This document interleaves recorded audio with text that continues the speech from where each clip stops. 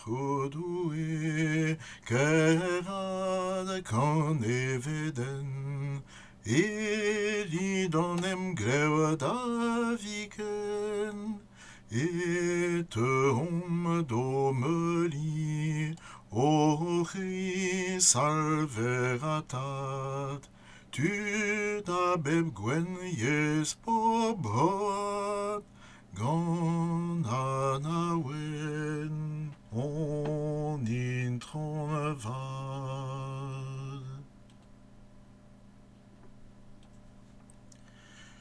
Doet o penigo mignonet vad, gant ar gomzidigez-mañ, izio, e krogom gant rumat abadennoù, tennet eus karta agaritez tiegez antezana. Da la rede, eus kridou diazez ar genunan niez, a gaver strolet e levren kan ar poblu. Diwa ar garta neuze, eo besavet lidouers, ur ganen, a-ro da naout e korf daou-boz hag an terkan galvidigez an tiegez. Doue zo karantez, eme san yon, hag an eni a jom garantez, a jom en doue, a doue a jom en an. Eus elizer kentaz an yon, pevar c'hwezek. Dre mazeo goren karantez arbennik e grouer, eo galvet pep den, gant an tad, e Jesus Christ, dindan c'hwez ar speret santel, da zigeri e galon, evit beza peur leuniet, bepred, gant karantez doue. Aneuze, ad savet, treuz neuziet, betek an unan niez, peur badel, e klod an ne. Ar garantez eo, alaka ar vuez da ad sevel e kalon mabden gloazet. Ar garantez eo, a hel kenila, a c'hant dibar a veleudi e kalon pep den, e kalon pep pobl. Ur seurt kan a garantez, eo galvet dres, izili tiegez antezana, da vont gantan, o kelida, o kreski, o vleunia, hag o tougen frouez a santelez. En douar, min bet hadet ennan gant doue. Doue zo karantez ama van omeni, e chomon me doue a doue en omeni, digor on morchalon da garantez doue, ragal vedon gantan sedaman hendane. Pep den, war an douar, zo galvet gant doue. Krouet diou skeudenn a henveldet doue, eo galvet mabden, evel men diskouez dim ar skritur santel, da veva e gwezvout e bezons e grouer. Hag emañ galvadenn karantezus an doue, o taseni a hed istor mabden, abaoe troc'h ar perc'het kentan. Adam, peler emaout, a lenner e leor a c'heneliez tri nao. Adam, peler emaout. Goud e beza skoulmet eunem gleo gant Abraham, a laket dre vurzut da sevel ur bob dioutan, ar bob dilennet, ar bob dibabet, e sell da lakat ol boblou an douar da zistrei da vetan, en deus doue, pas eo deud lunder an amzer, kaset e vab, ganet eus ur vaouez, c'est dar pez a lener lizer d'ar a la tête pevar. L'ender en amzer, adalv evit kevrin en denadur pe en enkorfidigez, a kevrin en daspren, map, une solvez quand en tad, a deut davut den e korf a vari, et egoez, hag evez peur sevenet evit guir, en amzer gortozet, amzer a chas, hag an drugaris, amzer ar silvidigez, hag an adunani, bet kemenet gwechal gant an diou gant erion. Disculia ara a Christ, stein en notre doué, et qu'un ver agro adeles, a pergen et qu'un ver mapden. Erzecha ara a gren an den outan e unan. Disquez ara dan den petrae evit guir, hag e tiskoaj dezan meurdez e halvidigez, kuzet e kalon doué. Hogen, kevrin ar verb denet, de davou den, nevo diweliet davad, nemet pavo kefleuniet en an un, kemen den, azo, hag un o ton daveza mab mab, ezel eus korf kevrinel azo an ilis. Rag, doué, hag a fet dezan eve fe salvet an ol dut, hag e teufen da anaout ar wirionez, evel malener elizer kentan da Timoseos daou pevar, zo deut da zigeri e Jesus Christ, hen ar silvidigez don ol meo an ent ar wirionez, hag ar vuez eme Jesus. Den ebet ne zeu d'an tad nemet rezon. Tenet eus aviel san yann pevarzek c'hwec'h. Dre a Christ, savet en dizmegans ouz ar groaz, dre garantez evidon, a savet klodus d'an ne, l'er mazon galvet da veza ivez gantan, e c'hoarvez e viziken un dedena olvedel davet doué. Dindan lusk ar speret.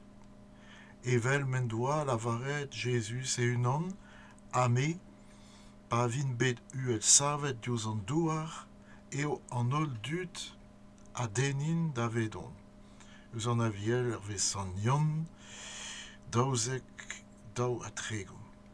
I viziken dre berz an emgleo sielet gant goad Jesus, ez eo galvet pep den war an douar, da dremen eus ar maro d'ar vuez, a da bleustri ar speret santel, buez mi bihan doué. Evel me maot tad enon e me Jesus, a me enout, ravezint int ivez, enomp, evit ma credo ar bet ar eus va chaset, hag ar eus o charet, evel ma eus va charet. Tenet eus ar pez a vez gret, peden Jesus, arok e ziouzanv, arok e basion, en aviel ar vez san yann, seitek, unan varnugen, tri varnugen. Ben oz da garantez eat sav ar vue, c'halon ou gloazet, poblo di bourvez, deom kasom da zoue e oc'han a veul di, Hage tu gimfres mat lies du di. Klevon ma visquad da son halvaden, ini due David eor groa durien, evil matis trofen David valenesse, Sena vwe se vene de l'un der omze. Pe popl war an douar a zo galvet gant doue. Or gervel a ra doue da vetan gant ol ar pez e zon. Hag e teus zoken a c'haz da dreuzneuzia, heuliadou ar pec'het en ur buz. Ma kinnig ar Bibl, disparti ar broadou, ar weslidigez ar Yezou, goude a lenvad en veur, evel un dra menet gant doue, ez eo kouskoude, un heuliat, eus pec'het Adam hag Eva, a felas dezo don da veza evel doueet. Hag un heuliat ive eus pec'het o diskennidi a venas sevel un tour e ben en evou. Pez a lener e levr a c'heneliez unek pevar. Hogen dre hervel an ol boblou gant o dibarelez eo e fel da zoue boda ur bob nevez, hag adunani an denelez gantan. Istor an em gleo a grogas gant un den, Abraham, hag e diegez, a voe galvet gant doue e kreiz d'ar voudou e vuez inienel, a ma teuas dioutan ar bobl a voe bleniet gant doue a dreuz kom droennou e hanez e histor. E kreiz danvez fetis e vuez, e kreiz istor e bobl, ez eo galvet ivez pep den da zegem er steun a silvidigez doue war an denelez. Pep bobl evit gwir zo galvet gant doue da vontre e kevrin an em gleo hag emañ grataen doue da Abraham o taseni evit an ol boblou.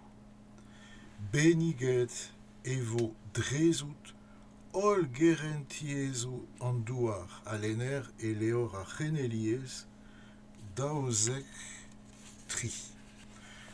D'Abraham montade sel grata en doue, niver bras a resteret setu da vugale, even oz ovarnon dre ol feiz palavar, benigel vo enou tol boblou an douan.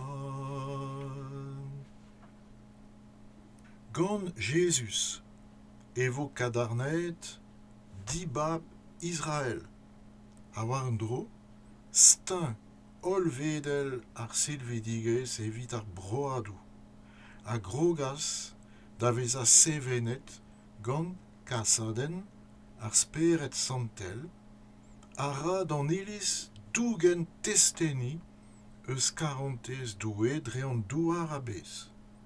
Dan ol boblou gant o sevenadurioù a Yezou lies seurt.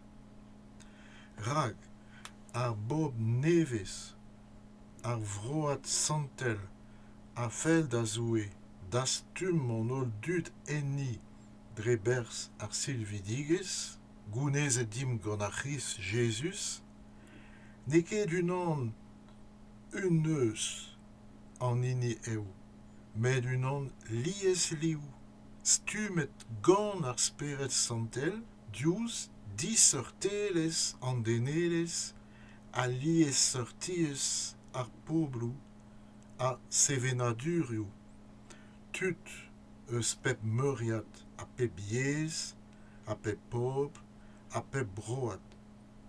Iviziken, e hel an dud, an ol vroadou, dre o feiz e Jesus, emvatat, tena o mat, eus grataen doue da Abraham. Komprenit mat ez eo an dud a feiz a rez o mibion Abraham emesant Paul da c'halatet. Hag ar skritur o ragwelout eo dre ar feiz e rofe doue a reiz der d'ar broadou, a rak kemenas a c'helou mat se da Abraham emesant Paul. En out emezi e vo beniget an ol vroadou. En doare, ma vez beniget an dud a feiz hag evret gant Abraham an den a feiz. Klodor o trodoue, kerad kon eveden, elidon em gleur da vigen, et on domeli, o c'hris al veratat, tu da beb gwelliez pobroat, gant an avel, on